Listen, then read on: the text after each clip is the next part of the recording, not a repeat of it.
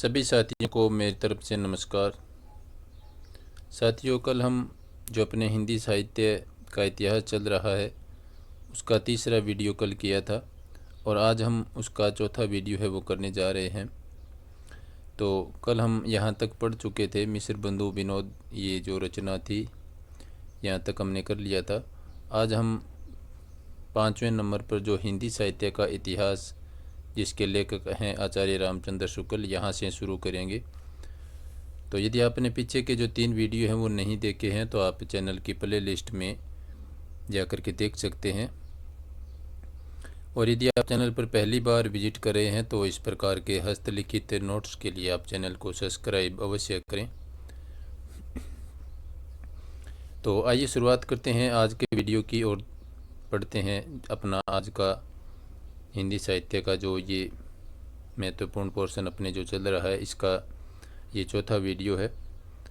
तो आज हम बात करेंगे अपने 5वें नंबर से।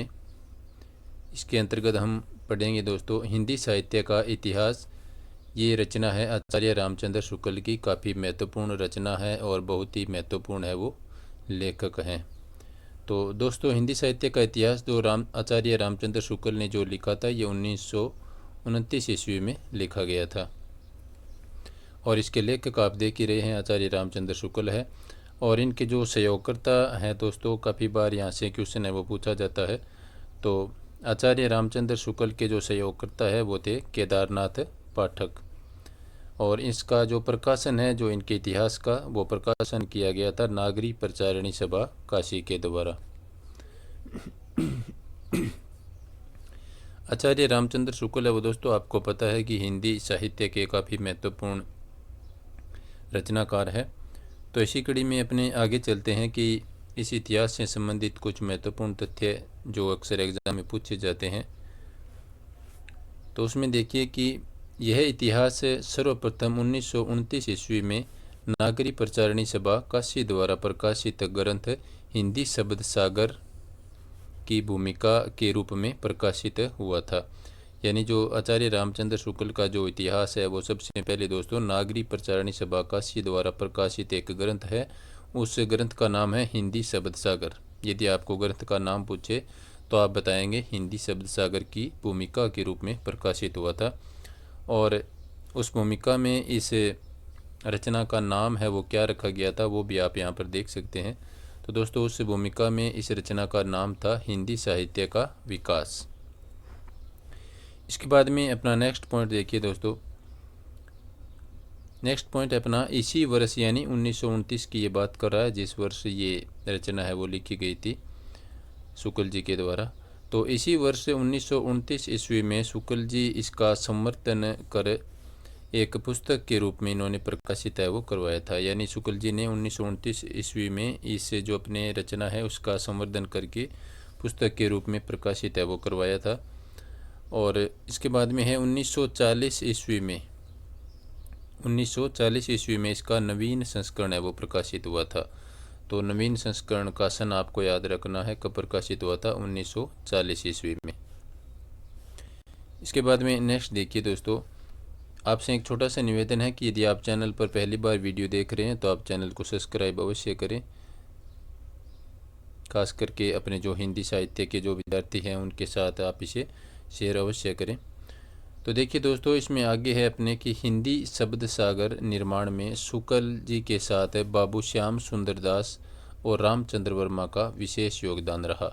यानी एक तरह से जो हिंदी शब्द सागर का जो निर्माण है उसमें आचार्य जी के जो सहयोगी हैं वो बाबू श्याम सुंदर दास, रामचंद्र वर्मा का भी योगदान उसमें रहा था। इसके बाद में देखिए अपने नेक्स्ट पॉइंट कि जो आचार्य रामचंद्र शुक्ल जी ने जो काल विभाजन है वो किया था तो वो काफ़ी महत्वपूर्ण फैक्ट है ये, इसे आप अच्छी तरह से याद कर ले में।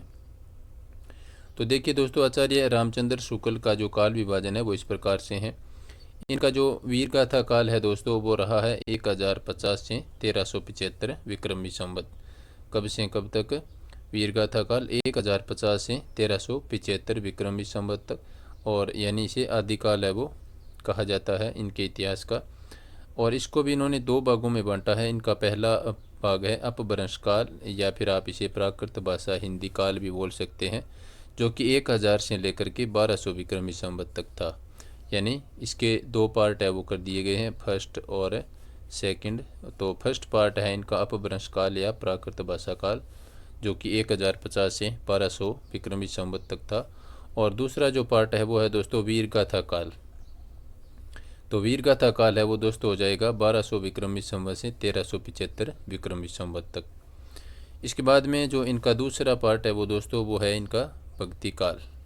तो दोस्तों जो आचार्य रामचंद्र शुक्ल का जो भक्ति काल का जो इनकी रचना का समय है वो है 1375 से लेकर के 1700 विक्रमी संवत तक, और इसे एक तरह से पूर्व मध्यकाल भी कहा जाता है। चलते हैं दोस्तों नेक्स्ट फैक्ट के ऊपर। जो तीसरा इनका काल है वो है रीतिकाल। रीतिकाल में देखिए दोस्तों इनका जो समय है वो है 1700 लेकर के 1900 विक्रमी संवत तक, और इसे एक तरह से उत्तर मध्यकाल भी कहा जा सकता है। और चौथा इनका जो काल विभाजन का नामकरण है वो है गद्य काल, जो कि 1900 से लेकर के 1984 विक्रमी संवत तक है। इसे आप आधुनिक काल भी बोल सकते हैं। दोस्तों आप वीडियो को पूरा देखें और लाइक और शेयर अवश्य करें अपने जितने भी ग्रुप है उसके अंदर, ताकि ज़्यादा से ज़्यादा लोग जुड़ सकें। और यदि अपने इस वीडियो पे अच्छा रिस्पांस रहा तो ये कला से हम हिंदी साहित्य के इतिहास की है वो लगातार जारी रखूँगा आपके लिए। तो आपसे निवेदन है कि आप वीडियो को ज़्यादा से ज़्यादा लाइक और शेयर करें और वीडियो को पूरा भी देखें। नेक्स्ट अपना पॉइंट है दोस्तों, इन्होंने यानी आचार्य रामचंद्र शुक्ल जी ने गद्य काल को 3 भागों में बांटकर इसे प्रथम उत्थान काल, द्वितीय उत्थान काल और तृतीय उत्थान काल कहा है। यानी आचार्य जी ने जो गद्य काल है उसको कितने भागों में बांटा है? 3 भागों में। और उनको तीनों भागों को क्या क्या नाम दिया है?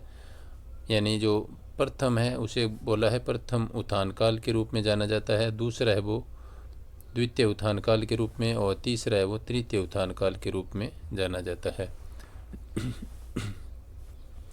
इसके बाद में नेक्स्ट पॉइंट है दोस्तों अपना, शुक्ल के अनुसार भक्ति काल में 2 धाराएं थी। कितनी धाराएं थी? 2 धाराएं। और कौन कौन सी है और उसके प्रमुख कवि कौन कौन से हैं वो भी अपने यहाँ पर जानेंगे। तो ये काफ़ी महत्वपूर्ण फैक्ट आ चुका है, लगभग यहाँ से हर बार एग्जाम में क्वेश्चन है वो पूछा जाता है, तो आप यहाँ पर विशेष अपना ध्यान है वो देवें। तो दोस्तों इन्होंने जो भक्ति काल के अंदर जो धाराएं बांटी हैं वो इस प्रकार से हैं। पहली धारा है इनकी, 1 नंबर है निर्गुण भक्ति काव्य धारा, निर्गुण भक्ति काव्य धारा। और दूसरी धारा है दोस्तों इनकी सगुण भक्ति काव्य धारा। यहाँ से कन्फर्म क्वेश्चन है वो पूछा जाता है, काफ़ी बार यहाँ से पूछा गया है। तो दोस्तों जो निर्गुण भक्ति काव्य धारा है इसके इन्होंने 2 भाग किए हैं। इसमें पहला भाग है ज्ञानाश्रयी भक्ति धारा या ज्ञानाश्रयी भक्ति काव्य धारा, और दूसरा भाग है इसका वो है प्रेमाश्रयी काव्य धारा।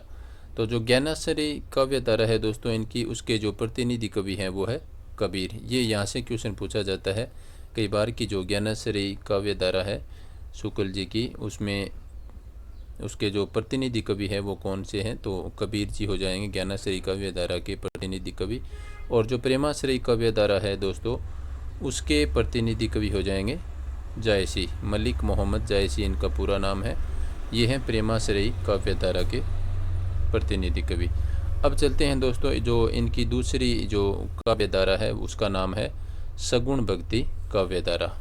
तो दोस्तों जो सगुण भक्ति काव्य धारा है उसके भी इन्होंने 2 भाग किए हैं। इसमें पहला भाग रामाश्रयी भक्ति काव्य धारा और दूसरा है कृष्णाश्रयी भक्ति काव्य धारा। तो दोस्तों जो रामाश्रयी भक्ति काव्य धारा है इसके जो प्रतिनिधि कवि है वो है तुलसीदास जी। रामाश्रयी के प्रतिनिधि कवि कौन है? तुलसीदास जी। और जो कृष्णाश्रयी काव्य धारा है उसके जो प्रतिनिधि कवि वो कौन है?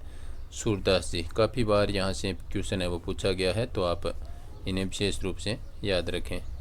चलते हैं दोस्तों अपने नेक्स्ट पॉइंट पर।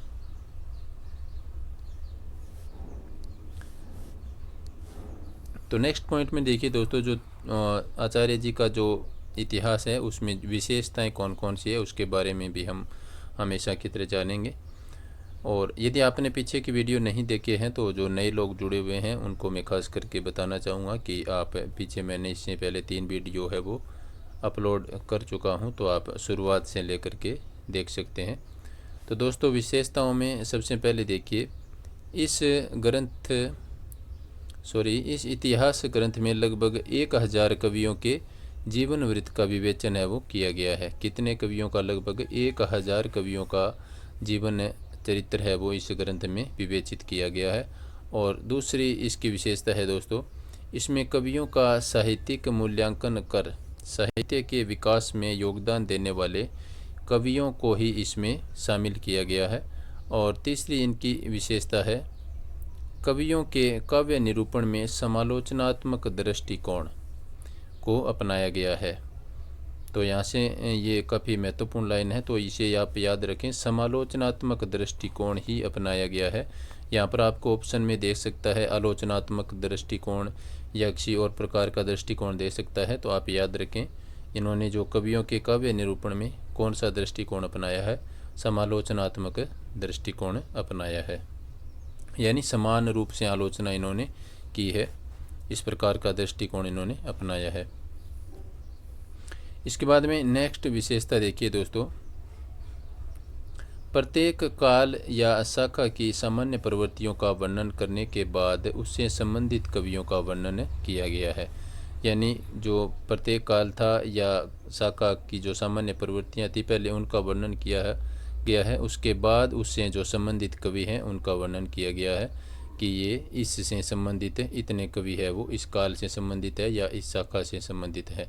पहले उनकी विशेषताएं और प्रवृत्तियां बताई है, उसके बाद में उनसे जो जुड़े हुए कवि हैं उनको शामिल किया है।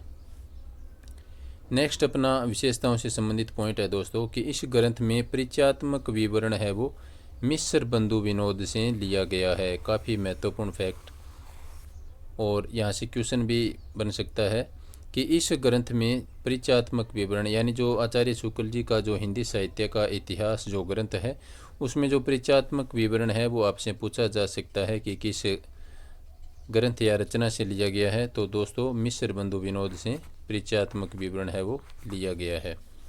इसके बाद में नेक्स्ट अपना पॉइंट देखिए दोस्तों, सर्वप्रथम शुक्ल जी ने साहित्य इतिहास को आलोचना से पृथक किया था तथा अपने विकासवादी और वैज्ञानिक दृष्टिकोण का परिचय दिया है। ये भी काफ़ी महत्वपूर्ण लाइन है।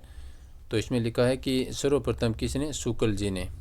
सर्वप्रथम शुक्ल जी ने साहित्य इतिहास को आलोचना से पृथक किया और अपने विकासवादी और वैज्ञानिक दृष्टिकोण का परिचय है वो इन्होंने दिया था। चलते हैं दोस्तों नेक्स्ट अपने महत्वपूर्ण फैक्ट और विशेषता पर। उसमें लिखा गया है कि डॉक्टर नगेंद्र के अनुसार, किसके अनुसार? डॉक्टर नगेंद्र के अनुसार इस साहित्य इतिहास की सबसे बड़ी विशेषता है कि इसमें कवियों और साहित्यकारों के जीवन चरित्र संबंधी इतिवृत्ति के स्थान पर उनकी रचनाओं के साहित्यिक मूल्यांकन को प्रमुखता है वो दी गई है। यानी ये बहुत ही एक अच्छी बात है इन्होंने बोली है नगेंद्र जी ने कि डॉक्टर नगेंद्र के अनुसार इस इतिहास की सबसे बड़ी विशेषता यही है कि इसमें जो कवि और साहित्यकार हैं उनका जो जीवन चरित्र और इतिवृत्ति के स्थान पर उनकी जो रचनाएं हैं और उनका जो साहित्यिक मूल्यांकन है उसको प्रमुखता दी गई है, यानी उनके हुनर को है वो प्रमुखता दी गई है। मैंने यहाँ पर नोट लगा करके लिखा है दोस्तों कि डॉक्टर राम कुमार वर्मा ने ज्ञानाश्रयी धारा को संत काव्य धारा एवं प्रेमाश्रयी काव्य धारा को सूफी काव्य धारा नाम दिया है। ये भी काफ़ी महत्वपूर्ण लाइन है और बहुत बार यहाँ से एग्ज़ाम में क्वेश्चन है वो पूछा गया है, तो आप इसे इम्पोर्टेंट मान करके इसे अच्छी तरह से याद करें कि डॉक्टर राम कुमार वर्मा ने जो ज्ञानाश्रयी इनकी जो काव्य धारा है उसको संत काव्य धारा कहा है और जो प्रेमाश्रयी काव्य धारा है उसको सूफी काव्य धारा है वो नाम दिया है। तो इसके बाद में दोस्तों अपने नेक्स्ट मैटर पर चलते हैं। अब इन्होंने यहाँ पर मैंने जो कुछ विशेष इनके ग्रंथ से संबंधित है उनको यहाँ पर लिखा है। तो इसमें पहला है अपने कि इस ग्रंथ में हिंदी साहित्य के 900 वर्षों के इतिहास को सुस्पष्ट 4 कालखंडों में बांटा गया है। कितने कालखंडों में बांटा गया है? 4 कालखंडों में बांटा गया है। और नेक्स्ट अपना विशेष पॉइंट है कि इस ग्रंथ का आरंभ है वो सिद्धों की वाणियों से किया गया है। इस ग्रंथ का आरंभ सिद्धों की वाणियों से किया गया है। यथा यानी यहाँ पर जो लाइनें मैंने लिखी हैं इनका एक कोटेशन है, वो काफ़ी बार जो एग्ज़ाम में पूछा जाता है। जही मन पवन न संचरही, रवि शशि नहीं पवेश, तही बट चित्त विकास करूँ, सरही कहूँ गवेश। ये काफ़ी महत्वपूर्ण इनकी लाइनें हैं जो एग्ज़ाम में पूछी जा सकती है। इसके बाद में नेक्स्ट देखिए दोस्तों, आचार्य रामचंद्र शुक्ल जी ने पृथ्वीराज रासो को प्रामाणिक ग्रंथ माना है, अप्रामाणिक, ध्यान देवें आप। आचार्य रामचंद्र शुक्ल ने पृथ्वीराज रासो को अप्रामाणिक ग्रंथ माना है, ठीक है, फिर भी इसे अपने साहित्य के इतिहास में शामिल किया है।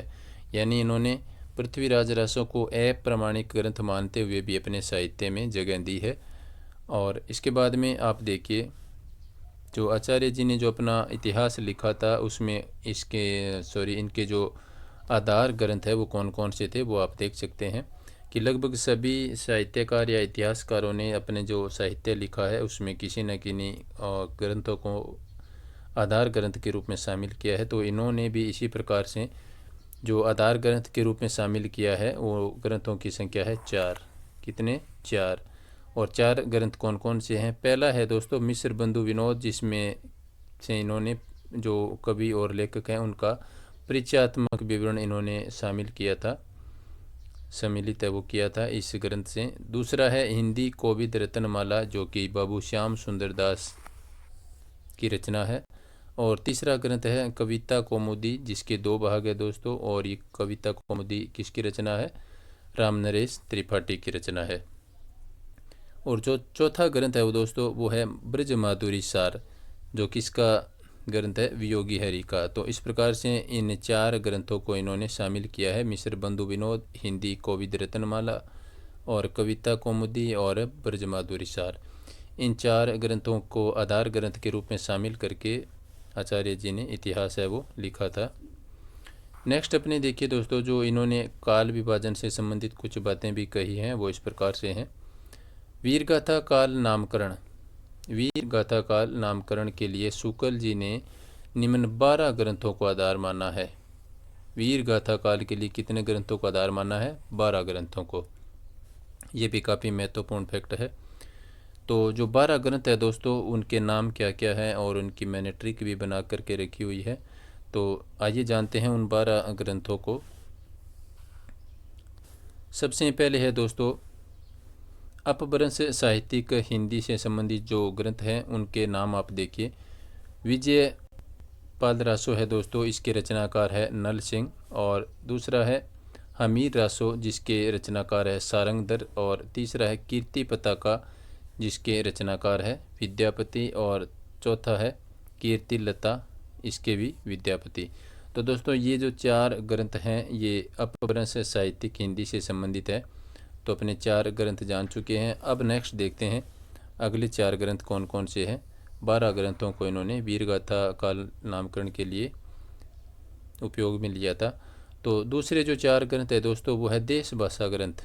मैंने इनको एक एक जगह लिख दिया है, पहले वो आ गए। अब देश भाषा से संबंधित जो 4 ग्रंथ है वो देखिए। खुमान रासो, इसके जो रचनाकार है दोस्तों दलपति विजय है। और जयचंद प्रकाश, इसके रचनाकार है भट्ट केदार। और चौथा है जय मयंक जस चंद्रिका, इसके रचनाकार है मधुकर कवि। और नेक्स्ट है पृथ्वीराज रासो, इसके रचनाकार है चंद्रप्रदायी। इन्होंने पृथ्वीराज रासो को क्या माना है? अप्रामाणिक ग्रंथ माना है, अप्रामाणिक ग्रंथ इन्होंने माना है। तो इसके बाद में नेक्स्ट देखिए अपने कितने 8 ग्रंथ आ चुके हैं। 12 ग्रंथों की हम यहाँ पर बात करेंगे। तो नेक्स्ट तो 3 ग्रंथ और है दोस्तों। और देश भाषा ग्रंथ से संबंधित 7 ग्रंथ है, मैंने 4 ऊपर लिख दिए, ये नेक्स्ट पेज आ गया तो 3 इस पर लिखे हुए हैं। तो देश भाषा के कुल 7 ग्रंथ है। इसमें प्रमाद रासो है, जो प्रमाद रासो लिखा था दोस्तों जगनिक ने। और खुसरो की जो पहेलियाँ हैं इसके रचनाकार है अमीर खुसरो। और विद्यापति पदावली है विद्यापति की रचना। तो दोस्तों अपने 7 और 4 11 ग्रंथ पढ़ चुके हैं और 12वां जो ग्रंथ है दोस्तों वो है श्रृंगारिक ग्रंथ, जो कि बीसल देव रासो है। तो दोस्तों बीसल देव रासो की रचनाकार है नरपति नालय। तो अब ये जो 12 ग्रंथ आ गए हैं उनको अपने किस प्रकार से याद रखना है उसके लिए मैंने ट्रिक भी बनाई हुई है।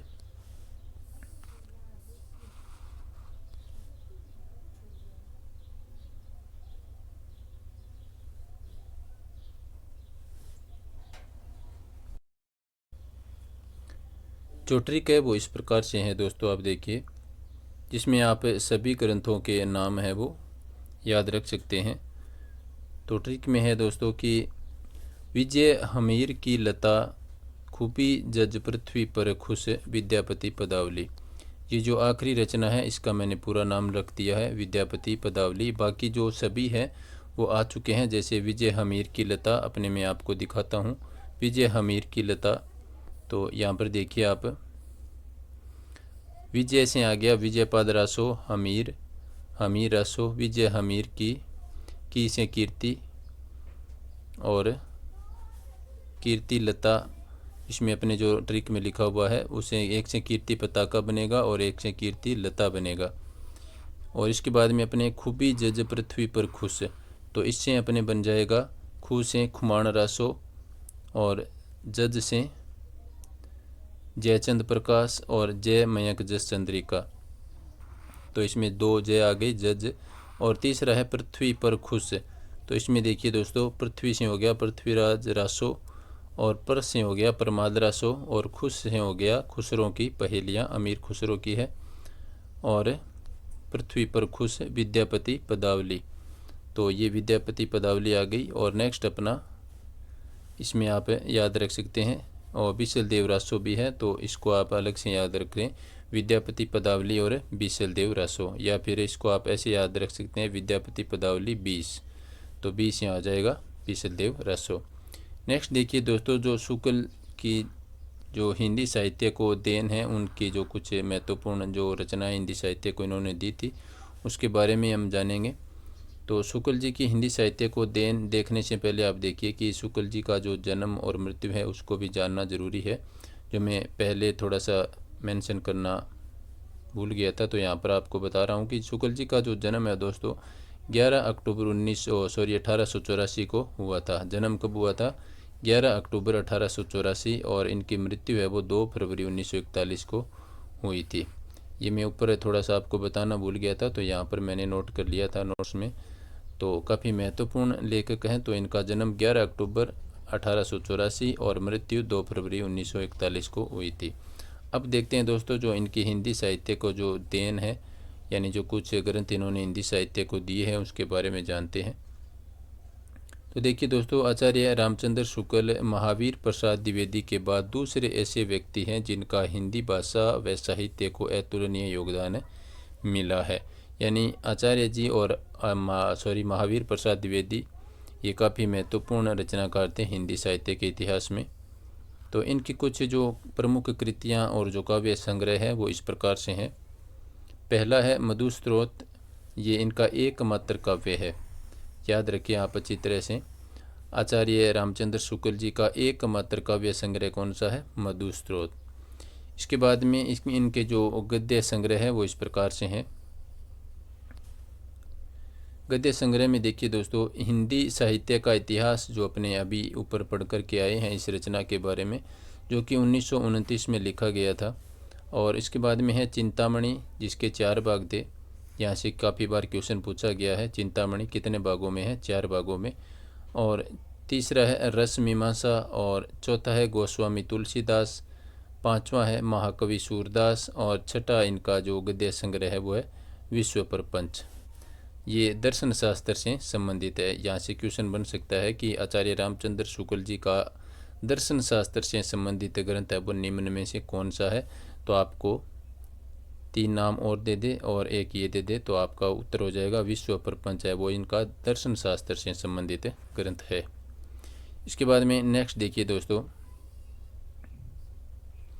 शुक्ल जी का संपादन कार्य में देखिए आप, संपादन कार्य में है दोस्तों इनका जायसी ग्रंथावली है एक, और एक है नागरी प्रचारणी पत्रिका।